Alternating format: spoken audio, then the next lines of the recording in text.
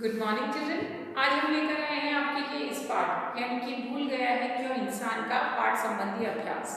पिछले मॉड्यूल में हमने इस पाठ यानी कि भूल गया है क्यों इंसान का पाठ का वाचन किया था, उसके कुछ शब्दों को जाना था और उसकी अर्थ की संक्षिप्त में चर्चा की थी। तो आज हम बढ़ते हैं टेक्स्ट बुक संबंधी यानी पाठ संबंधी अभ्यास की तरफ। यहाँ पहला अभ्यास मौखिक है जो दिया गया है पेज नंबर 12 पर।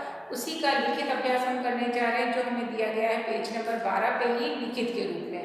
तो हम ये देख सकते हैं, यहाँ पर मेंशन कर देते हैं पेज नंबर 12 पर दिया गया ये अभ्यास है लिखित। लिखित प्रश्नों के उत्तर दीजिए। कुछ इस प्रकार से यहाँ पर दिया गया है, आप देख सकते हैं। यहाँ प्रश्न दिए गए हैं और उनके लिखने के लिए कुछ जगह दी गई है। तो ये प्रश्न कौन से हैं, उनके उत्तर क्या है, लिखित में हम लिखेंगे। पहला प्रश्न दिया है, मनुष्य किस आधार पर स्वयं को दूसरों से भिन्न समझते हैं। यानी कि आज एक इंसान दूसरे इंसान से अपने आप को अलग समझता है। किस आधार पर, क्या सोचता है वो। तो इस कविता के माध्यम से हमें उत्तर देना था।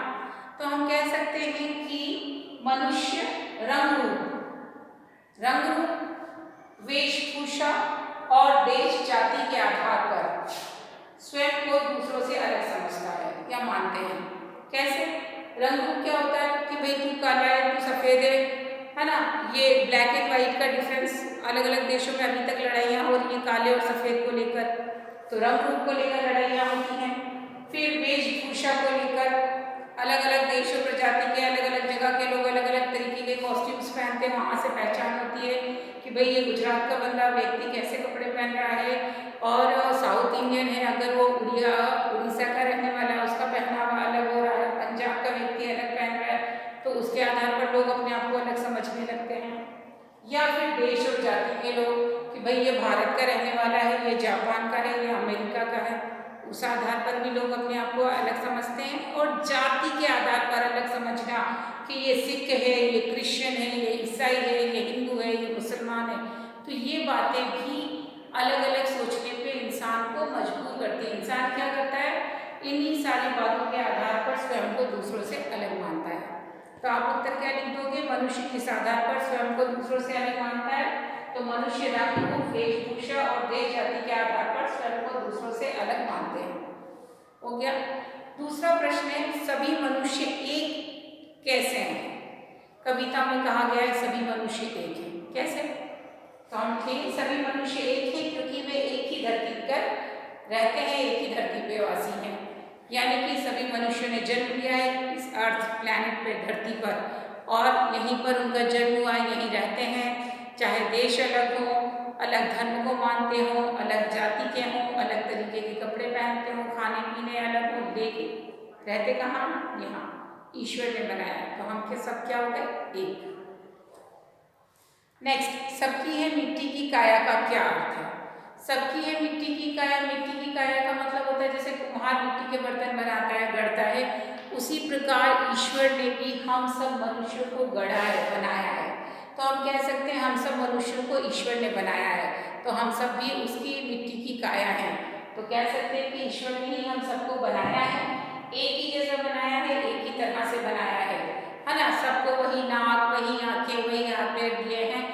अब वो अलग अलग देश और जातियों में रहकर पहनावा, रंग रूप और वो बदल जाता है, लेकिन इंसान कैसा है, सबका जो प्रकार है वो एक ही तरीके का है। तो हम कह सकते हैं हम सबको ईश्वर ने बनाया है एक ही तरह से। तो ये हो गया। अब अंतिम प्रश्न यहाँ दिया है, यहाँ नहीं कोई आया ले विशेष वरदान, कवि ने ऐसा क्यों कहा है। तो ये वाला उत्तर आप लिखेंगे, इसे हम चर्चा कर लेते हैं मौखिक रूप से कि इस धरती पर सभी मनुष्यों को ईश्वर ने एक प्रकार से ही गुणों के साथ पैदा किया है। यानी कि बोलना, बात करना, जबान दी उनको, हाथ पैर दिए, आँख नाक दिए, बोलने सुनने की क्षमता दी, सबको एक समान। उन्होंने किसी को कोई विशेष पावर नहीं दिया कि किसी इंसान को पर दे दिए जिससे वो उड़ सकता हो, नहीं ना, ऐसा कुछ तो नहीं किया। तो कहने का तात्पर्य कि ईश्वर ने हम सबको एक समान ही बनाया है, किसी को कोई खास पावर देकर पैदा नहीं किया है। यानी कि ईश्वर ने हर इंसान को एक रूप से ही बनाया है, एक ही प्रकार से बनाया है, किसी को कोई विशेष शक्ति नहीं दी है।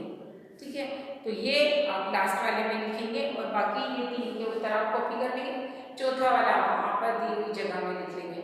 मौखिक उत्तर हम क्लास में लाइव क्लास के दौरान डिस्कस कर लेंगे।